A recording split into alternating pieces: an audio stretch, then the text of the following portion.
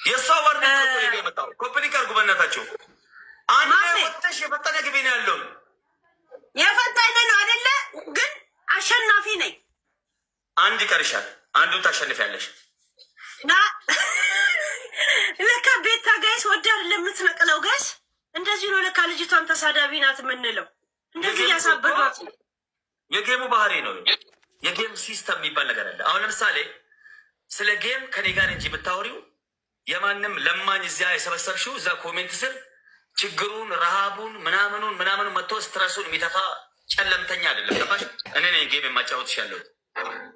ያ ሸለፈታ መሄጃ የሌለው መጥቶ እኮ ይሄን ላይቭ በማየቱ ፈጣሪን አመስግኖ ቴንኪው ብሎ ማመስገን ያለበት ኮሜንት ይሰጣል። መሀይም ስለሆነ ደንቆሮ ነው እኮ። የራሱ ህይወት እኮ የለውም።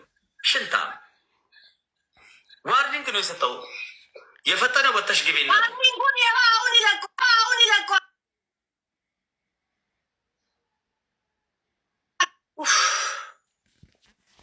ለካ ጋይስ ታጭበረብራለች ቤታ ማሬ እንላለን እንጂ ለካ እንደዚህ እያሳበዷት ነው ጋይስ።